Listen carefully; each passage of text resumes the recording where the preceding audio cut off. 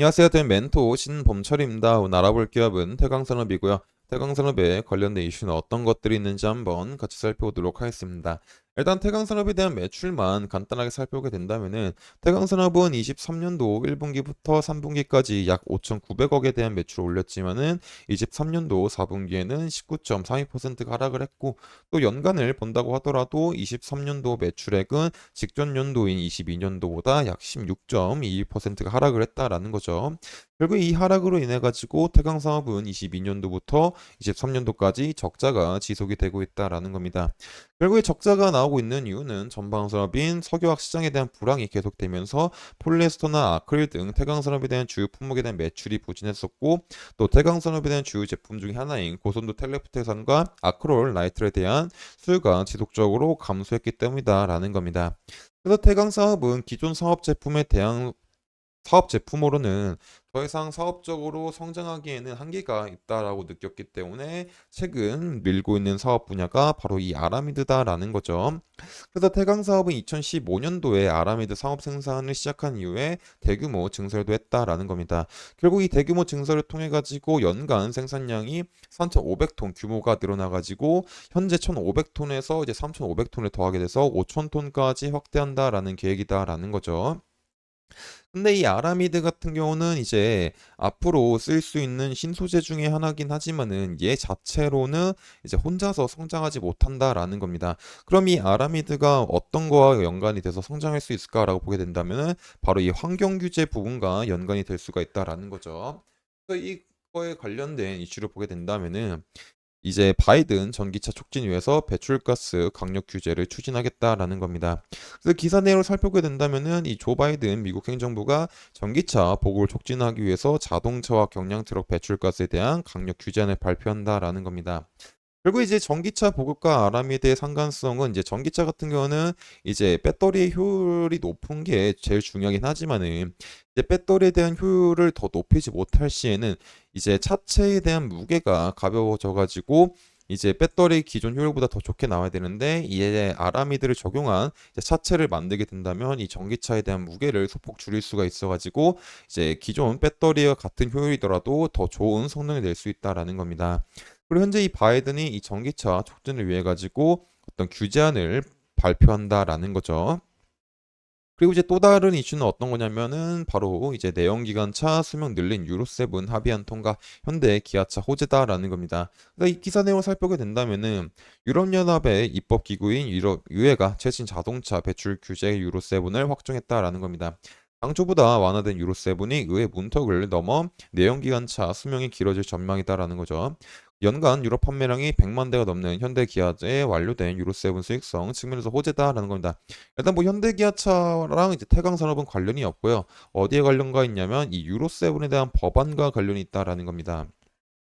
그래서 이 내용을 조금 더 살펴보게 된다면은 유로7 초안에 따르면 2025년까지 유럽에 판매할 모든 승용차는 질소산화물 배출을 현행보다 이제 줄여야 하고, 또 이제 배출량 요건 준수 기간은 최대 10년으로 2배 이상 늘렸고, 규제가 없던 브레이크 입자 배출과 타이어 미세 플라스틱 배출 기준 등도 추가가 됐다라는 겁니다. 바로 이제 이 브레이크 입자 배출과 타이어 미세 플라스틱 배출이 이 아라미드와 관계가 있다라는 거죠. 보통 이제 타이어 같은 경우는 브레이크를 밟을 때 이제 타이어 자체가 마모가 되면서 이 타이어 분진이 나오게 되는데, 이 타이어 분진을 조금 막기 위해서 이제 쓰이는 펄프가 있지만은 이 펄프도 완벽한 대체가 되지 않아 가지고 최근에 대체가 되고 있는 게 바로 이 아라미드를 적용한 아라미드 펄프가 현재 흥행이 되고 있다라는 겁니다. 그래서 최근에 이 유로7에서 이런 브레이크 입자에 대한 배출과 타이어 미세 플라스틱 배출에 대한 기준을 추가했기 때문에 이제 이 기준을 조건을 충족하기 위해서는 이제 아라미드에 대한 펄프 사용량이 조금 더 늘어날 수 있는 환경이 점점 만들어지고 있다라는 겁니다.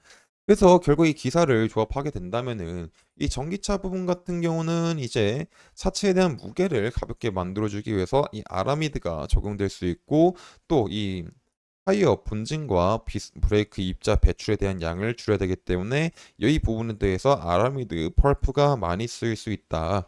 결국에 현재 이런 친환경 정책 기조로 인해 가지고 아라미드가 훨씬 더 많이 쓰이는 환경이 만들어질 수가 있다라는 거죠. 그래서 현재 이 아라미드 사업을 하고 있는 태광산업이 수혜를 받을 수 있는 환경은 점점 마련이 되고 있다라는 겁니다. 그렇기 때문에 이제 현재 이 범용 제품에 대한 사업적인 한계성 때문에 매출과 영업이익 측면에서 많이 손해를 보고 있긴 하지만은 이 아라미드로서 추가 동력을 얻을 수 있다라고 볼 수 있을 것 같습니다. 그래서 이런 부분들이 이제 실제로 이루어질지 말지 지속적으로 확인해 봐야 될 것 같습니다.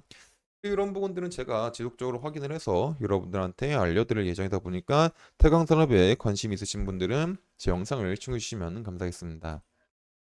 그래서 일단 태광산업에 대한 차트를 한번 살펴보게 된다면은 일단 태광산업은 이제 1월 24일부터 이제 며칠 동안 급격한 상승을 하게 되면서 거의 뭐 주가가 이제 8, 90%를 뛰었다라는 거죠.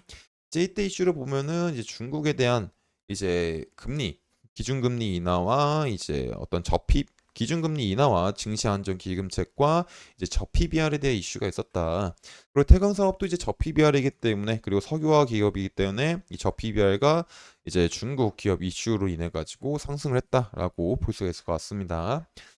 그리고 이제 이 이슈를 힘입어서 상승했는데 이 고점인 999만 4천 원 부근에서 이제 거래량이 많이 나온 음봉이 나오게 되면서 이제 추가적인 상승을 해주지는 못했다라는 거죠. 뭐 중간중간에 반등이 나와주긴 했지만은 이 부분의 상승 같은 경우는 이제 확실히 거래량이 없기 때문에 이제 찐 상승이라고는 이제 조금 힘들다라는 겁니다. 그리고 그 상황에서 이제 거의 지속적으로 하락을 하고 있기 때문에 이제 사실 이 분야에서는 어떻게 생각할 수 있냐면은 여기서 이제 추가적으로 한 번 더 상승이 온다라고 가정했을 때는 이제 최소한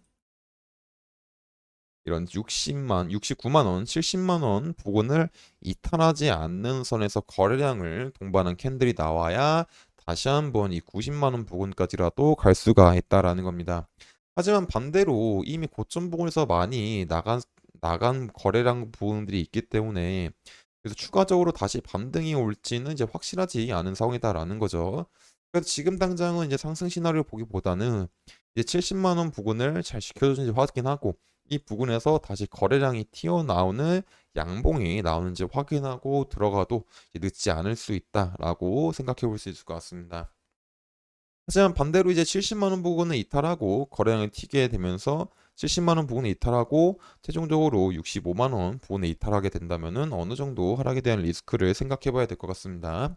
그리고 이런 부분들은 제가 지속적으로 확인을 해서 여러분들한테 알려드릴 예정이다 보니까 이 태광산업에 관심 있으신 분들은 제 영상을 시청해 주시면 감사하겠습니다. 이상 대형 멘토 신범철이었습니다.